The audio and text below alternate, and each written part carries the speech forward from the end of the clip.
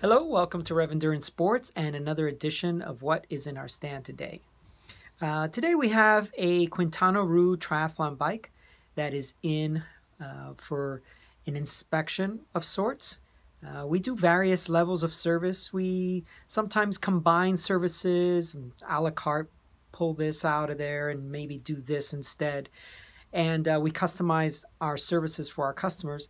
This particular service, customer wants to make sure everything is safety-wise is in good working order, tires, chains, those kinds of things, and also anything that is even just a little bit questionable. Hey, let's replace it because there's a huge expense, dollar-wise, a huge expense in time and training to get ready for an Ironman. So we do not want to show up to the race course with something that is questionable and possibly will break down and cause a DNF, a did not finish. So let's take a quick look at the bike itself. What we have is a DI2 setup on this, and the first thing you'll notice is that the wheel is not in the bike, and we're going to discuss that in a minute. But we're going to go through the chains already in good shape. Check that out. Bottom brackets in good shape.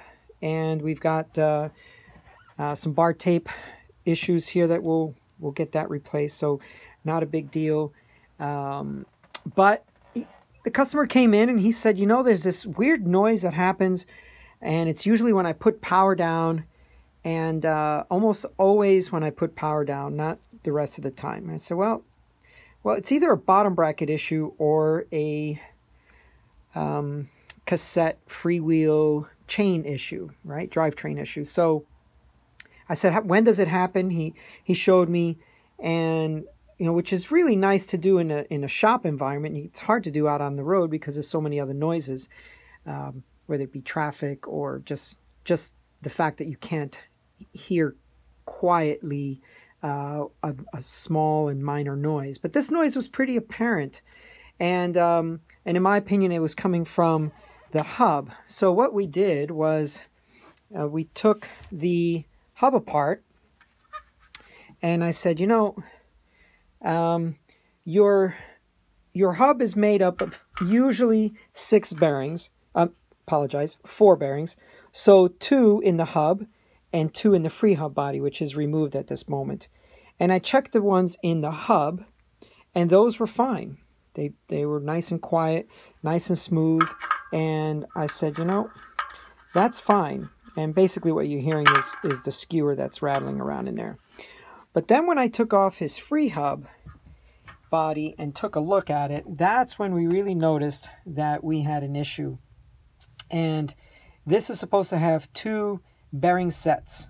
So one is missing. Here's the other one. Right? So these are just some of the parts that came out of there. It was just basically disintegrated in there, and I was actually surprised it was working.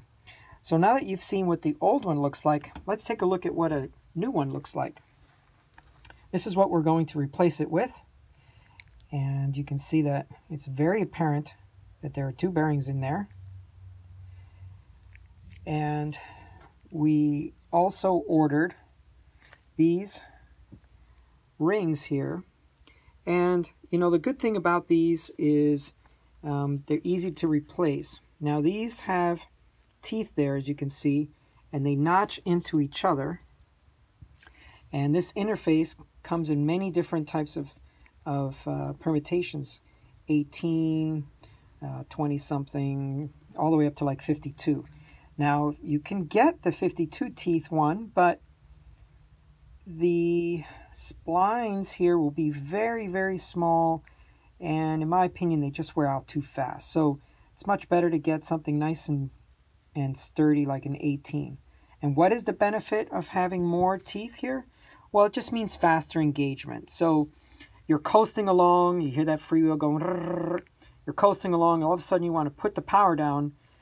The more teeth you have in these 2 rings, the quicker that'll engage, and you go from coasting to power and able to actually drive and propel the bike forward.